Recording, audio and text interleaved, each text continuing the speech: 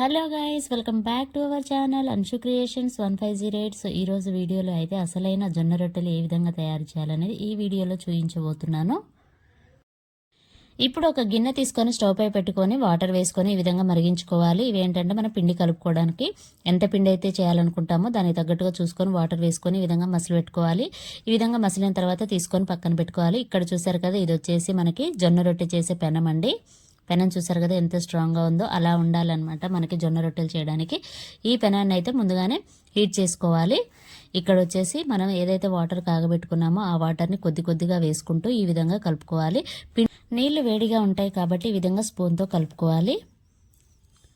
ఇక్కడ పిండి చూసారు కదా, ఈ విధంగా మొత్తం కలిసేలాగా కలుపుకోవాలి. ఈ విధంగా కలుపుకుంటేనే పిండి అనేది అంతా కలిసిపోతుంది, అలాగే పిండి అనేది మెత్తబడిపోతుంది అనమాట.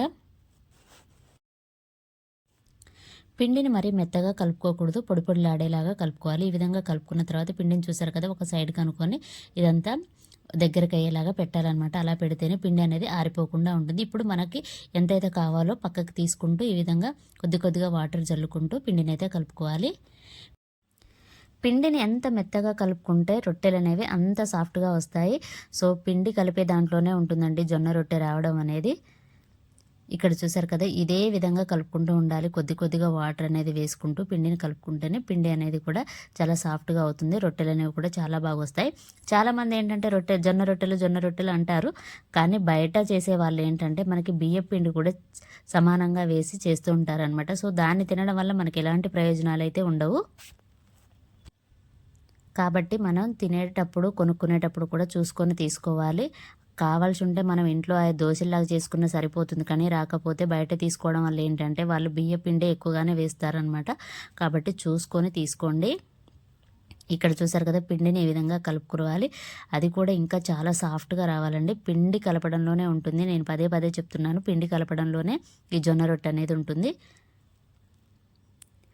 మనం ఎంత కలుపుతూ ఉంటే పిండి అనేది అంత జిగటగా వస్తుందన్నమాట.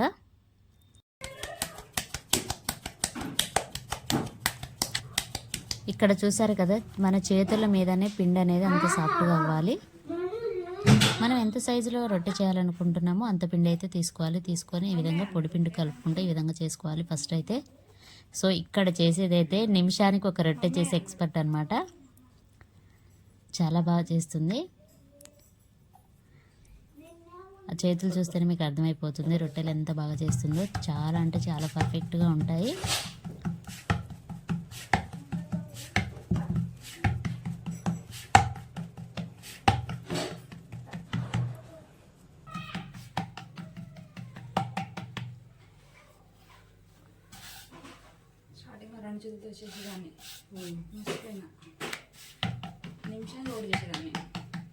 సో ఈ విధంగా అయితే జొన్న రొట్టెని కొట్టుకుంటూ చేసుకోవాలండి.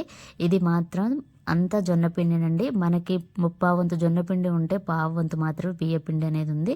సో పర్ఫెక్ట్గా జొన్న రొట్టె అంటే అలా చేసుకోవాలి. లేకపోతే మొత్తం జొన్నలో అయితే జొన్న రొట్టె అనేది చేదుగా ఉంటుంది, కాబట్టి కొద్దిగా అంతా బియ్య పిండి యాడ్ చేసుకుంటే సరిపోతుంది. ఇప్పుడు మనకి పెనం బాగా హీట్ అయినప్పుడు ఈ రొట్టెని తీసుకొని వేసుకోవాలి. అలాగే పైనుండి ఈ విధంగా నీళ్లు చల్లుకుంటూ కాల్చుకోవాలి. కానీ ఇదండి అసలైన జొన్న రొట్టె. ఇలా తింటే మాత్రం ఖచ్చితంగా డైట్ ఫాలో అయ్యే వాళ్ళకి మాత్రం చాలా అంటే చాలా హెల్త్ బెనిఫిట్స్ అయితే ఉంటాయి. ఇక్కడ చూసారు కదా, మనకు జొన్న రొట్టె కూడా పచ్చగా కనిపిస్తుంది. మనం బయట తీసుకునే మాత్రం తెల్లగా ఉంటాయి, అంటే ఎక్కువగా బియ్య పిండి అనేది వాడుతూ ఉంటారు. అలాగే జొన్న రొట్టె అంటే గట్టిగా ఉంటుంది, మనం బయట తీసుకుంటే మాత్రం మెత్తగా సాఫ్ట్గా చపాతీ లాగా ఉంటాయి అన్నమాట. సో అవి తిన్నా ఒకటే, మనం ఇంట్లో చేసుకుని తిన్నా ఒకటే. కాబట్టి ఈ విధంగా పర్ఫెక్ట్గా జొన్న రొట్టె కావాలంటే ఖచ్చితంగా నేను చెప్పిన విధంగా అయితే ట్రై చేయండి. 3/4 వంతు జొన్నలు ఉంటే 1/2 వంతు మాత్రమే బియ్య పిండి వేసుకొని చేసుకోండి. చాలా అంటే చాలా పర్ఫెక్ట్గా వస్తాయి. సో నేను చెప్పిన విధంగా అయితే జొన్న రొట్టెలు చేయడానికి అయితే ట్రై చేయండి. చేస్తూ ఉంటే అవే వస్తూ ఉంటాయి. సో ఇదేనండి ఈరోజు వీడియో. ఈ వీడియో కనుక మీకు నచ్చినట్లయితే ప్లీజ్ లైక్ చేయండి, షేర్ చేయండి, కామెంట్ చేయండి, అలాగే సబ్స్క్రైబ్ కూడా చేయండి. ఇక్కడ జొన్న రొట్టెలు చేసే పెనం కూడా చూడొచ్చు. ఇవి బయట పోయిస్తారండి, రాతిండివి.